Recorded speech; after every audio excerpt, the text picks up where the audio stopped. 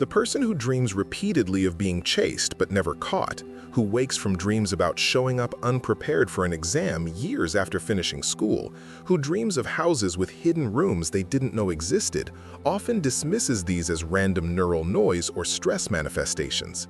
But Carl Jung argued that dreams aren't meaningless discharge of daily residue or wish fulfillment as Freud suggested.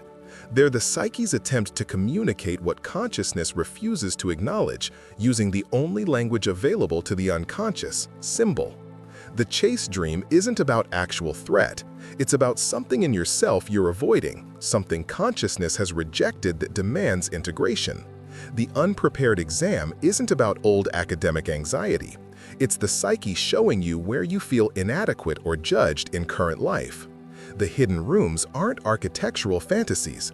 They're unexplored aspects of self, capacities and qualities that exist but remain unknown because consciousness maintains too narrow a definition of who you are. Understanding Jungian dream interpretation means recognizing that dreams don't lie or disguise. They reveal, compensate, and guide toward wholeness if you learn their symbolic language. Dreams create puzzles that feel urgent yet resist logical interpretation. You're in your childhood home, but it's configured wrong, with doors leading to impossible places. Your deceased grandmother appears but doesn't speak, just looks at you with an expression you can't read. You're simultaneously yourself and someone else, observing a scene where the rules of physics don't apply. You wake feeling that something important happened but can't articulate what it meant. Or you have recurring dreams with consistent themes. Being unable to find your car in a parking lot, trying to dial a phone but the numbers won't work, arriving somewhere important but realizing you're inappropriately dressed or unprepared. These don't feel random. They feel significant, like messages in a language you almost understand but can't quite translate. At work, the confident professional dreams of public humiliation or exposure. In relationships, the person who presents as independent dreams of abandonment or desperate clinging. The parent who identifies entirely with caretaking dreams of forgetting children or losing them in crowds. And underneath sits the frustration of not knowing whether to trust these nighttime narratives or dismiss them as meaningless static generated by a resting brain, processing irrelevant information. The emotional residue lingers: shame from dream failures, anxiety from dream threats, confusion from dream scenarios that made perfect sense during sleep but collapse into nonsense upon waking. Yet the feeling persists that something was trying to be communicated, something that matters more than the bizarre imagery would suggest.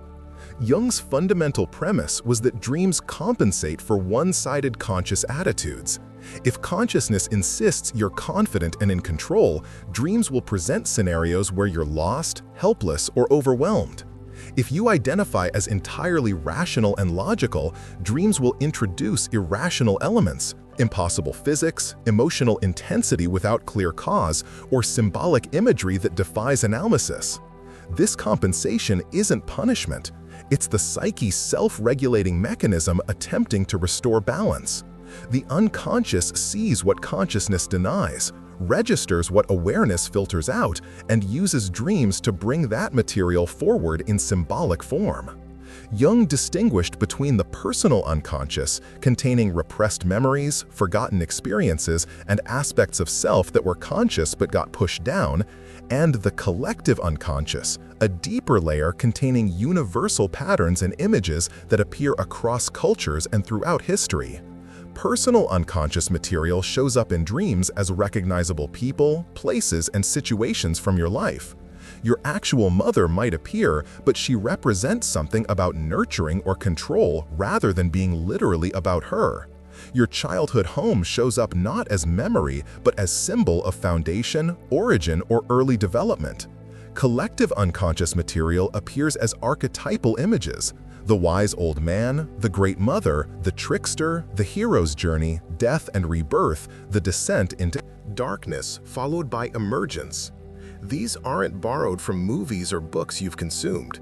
They're patterns that structure human experience universally, showing up spontaneously in dreams even when the dreamer has no conscious exposure to mythology or religious symbolism. The archetypes aren't literal entities. They're patterns of psychological energy that structure human experience universally. Everyone encounters authority, nurturing, betrayal, transformation, and loss, regardless of culture or era. The archetypes are the patterns these experiences take, and they manifest in dreams through symbols that carry meaning beyond their literal content. Water in dreams often represents the unconscious itself. Calm water suggests manageable unconscious content. Turbulent water suggests overwhelming emotions or material that threatens to flood consciousness. Drowning might indicate being overwhelmed by unconscious content, while swimming successfully suggests ability to navigate emotional depths without losing yourself. Houses typically symbolize the self, with different rooms representing different aspects of personality. Basements often contain shadow material, rejected or repressed qualities. Attics might hold forgotten memories or spiritual aspirations. Discovering new rooms suggests encountering previously unknown aspects of yourself. Animals in dreams frequently represent instinctual energies, the drives, impulses, and biological imperatives that consciousness tries to civilize or control. A threatening animal might represent an instinct you've suppressed that's becoming dangerous through neglect. A wounded animal might show instinctual energy that's been damaged or denied. A helpful or protective animal might indicate instinctual wisdom that consciousness should trust rather than override. The shadow appears in dreams as figures of the same gender as the dreamer who possess qualities the dreamer rejects in themselves. If you pride yourself on kindness, the shadow figure might be cruel, aggressive, or selfish. If you identify as rational and controlled, the shadow might be emotional, chaotic, or impulsive. These figures aren't literal people, even if they borrow. Faces from waking life. They're projections of disowned aspects of self, showing up in dreams because they can't be integrated until they're recognized. The anima in men and animus in women represent the contrasexual elements, the feminine in men, the masculine in women, though Jung's framework here reflects his era's gender assumptions. Anima often appears as a mysterious or idealized woman, representing a man's relationship to his emotions, intuition, and capacity for relatedness. Animus appears as masculine figures, representing assertion, logic, and capacity for independent action. These aren't about biological gender, but about psychological qualities that consciousness has gendered and needs to integrate regardless of the dreamer's identity. When these figures appear in dreams, they're usually indicating aspects of self that need recognition and development rather than being literal romantic interests or external people. Jung insisted that dreams should be taken at face value. They express exactly what they mean, using symbol because symbol is the natural language of the unconscious. Freud believed dreams disguise forbidden wishes to protect the ego, requiring complex interpretation to decode hidden meanings. Jung disagreed, arguing the psyche has no reason to deceive itself. Dreams appear obscure not because they're encrypted, but because consciousness doesn't speak the symbolic language fluently. Learning interpretation means learning this language, recognizing that dream images are metaphoric rather than literal. When you dream of your father, the dream usually isn't about your actual father, but about your relationship to authority, tradition, or masculine energy. When you dream of death, it's rarely predicting actual death, but showing transformation, endings that make space for new beginnings, or aspects of self that need to die so others can emerge. The dream shows the truth of your psychological situation as it actually is, not as consciousness believes it to be. If you dream you're unprepared for a test, consciousness might insist you're actually very competent and the dream is meaningless anxiety. But the dream is showing that somewhere in your psyche, you feel unprepared, inadequate, or fraudulent regardless of external evidence of competence. That feeling exists and influences behavior whether consciousness acknowledges it or not. The social dimension of dreams reveals how internal conflicts manifest in relationships. You dream of arguing with a colleague who in waking life seems mild and accommodating. The dream isn't predicting conflict. It's showing your own internal conflict between different values or desires that the colleague has come to represent. Someone dreams their partner cheats or abandons them despite having a secure relationship in waking life. The dream isn't prophetic. It's revealing the dreamer's own fears of inadequacy or their own disowned desires for independence that get projected onto the partner. A parent dreams of their child being harmed or lost. Rather than being a warning, this usually reflects the parent's anxiety about their own adequacy or their struggle with their child's growing autonomy. Friends appear in dreams behaving completely out of character. Supportive people become hostile, distant people become intimate. These reversals show the dreamer's projections, the qualities they've assigned to others that actually belong to unexpressed aspects of themselves. The supportive friend who becomes critical in the dream might represent your own harsh self-judgment. The distant person who becomes close might show your own capacity for intimacy that you've been denying. A manager who prides himself on fairness dreams repeatedly of being accused of favoritism. In waking life, he denies any preferential treatment, but the dream persists until he recognizes subtle ways he does favor certain employees and can then address it consciously. A woman who identifies as independent and self-sufficient dreams of being helpless and needing rescue. She dismisses it as anxiety until recognizing she's exhausted from never asking for help, and the dream is trying to show her disowned dependency needs that are legitimate and human. Someone dreams of public speaking disasters, forgetting their speech, audience members leaving, technology failing. They interpret it as performance anxiety. But deeper, examination reveals the dream is showing their fear of being truly seen, their sense that what they have to say doesn't matter, material that needs addressing beyond just preparation strategies. Working with dreams requires first capturing them before rational mind rewrites them into more acceptable narratives. Keep a journal by the bed and write immediately upon waking, recording everything: setting, characters, actions, emotions, any dialogue, colors, or specific details that stood out, and the feeling the dream left you with. Don't interpret while recording, just capture the dream as completely as possible. Then begin making associations. Jung's method differs from free association. Instead of saying the first thing that comes to mind and following chains away from the dream, stay close to the dream image and explore what it means to you personally. If you dreamed of a dog, what are your experiences with dogs? What qualities do dogs have for you? What does this particular dog in the dream remind you of?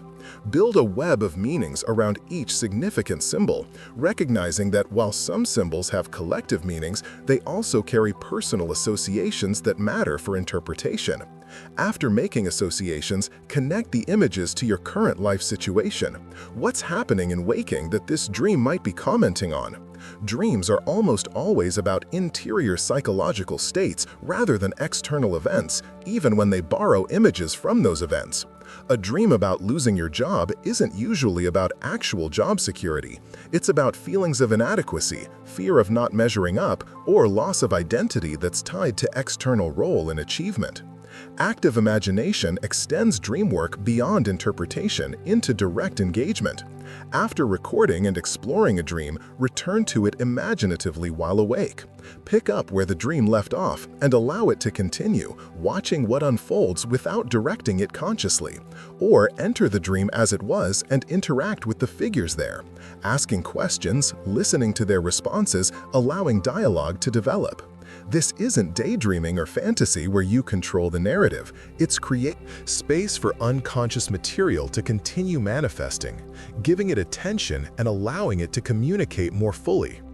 The shadow figure who appeared threatening in the dream might, when approached in active imagination, reveal vulnerability or explain what it's been trying to protect. The abandoned child in the dream might express needs that waking consciousness has been ignoring. After active imagination sessions, some concrete action in waking life helps integrate what emerged. If a dream figure expressed a need, honor that need in some small way. If the dream showed a neglected aspect of self, do something that acknowledges it. Take time for creativity if that's been suppressed. Set a boundary if you've been overly accommodating. Ask for support if you've been isolating. The symbolic work needs grounding in actual behavior to complete the integration process. Tracking dream series over time reveals patterns invisible in single dreams. The unconscious doesn't present its material all at once. It unfolds gradually through sequences that develop themes, introduce new elements, and show progression or stagnation. Keeping a journal allows seeing whether buildings in your dreams gain more floors over months, suggesting expanding consciousness. Whether animals that were initially threatening become tame or helpful, suggesting integration of instinctual energies. Whether you move from passive observer to active participant, indicating growing agency and willingness to engage with unconscious material. These shifts show the psyche's movement toward or away from wholeness. Recurring dreams demand particular attention because they indicate material consciousness repeatedly refuses to address. The psyche will keep presenting the same scenario until the message gets through or the underlying situation changes. Someone who dreams for years of being chased might find the dream stops once they turn around and confront what's chasing them, discovering it wasn't the threat it seemed, but something they needed to integrate. The dream isn't harassment, it's persistence, the unconscious refusing to let consciousness remain one-sided indefinitely. Integration means allowing dream insights to inform waking life without becoming obsessed with analysis to the exclusion of living. Dreams aren't more real or truer than waking consciousness. They're compensationary partners, showing what daylight awareness misses. The goal isn't choosing between perspectives, but holding both simultaneously, recognizing where each is valid and limited. The persona, the mask worn for social functioning, doesn't need destroying. It needs conscious relationship. You recognize it as a tool you use rather than the totality of who you are. The professional competence you display at work is real but not complete. The nurturing parent role serves important functions but doesn't exhaust your identity. Behind the personas sits something more fundamental, harder to define, that remains constant while roles shift. Dreams help reveal that core by showing what gets excluded when any single role becomes too rigid or consuming. As you practice working with dreams, interpretation becomes less about decoding and more about relationship, having ongoing conversation with the parts of yourself that consciousness tends to ignore or reject, letting those parts influence choices and behaviors in ways that make life feel less constricted and more genuinely yours. The person who dreams of being chased has options once they understand this framework. They can stop dismissing the dream and ask what they're running from, what quality, impulse, or truth they're avoiding. They can turn around in active imagination and face it, often discovering it's not the threat it appeared, but something needful. They can notice whether chase dreams change over time, whether they run faster or slower, whether they ever get caught, and what that movement reveals.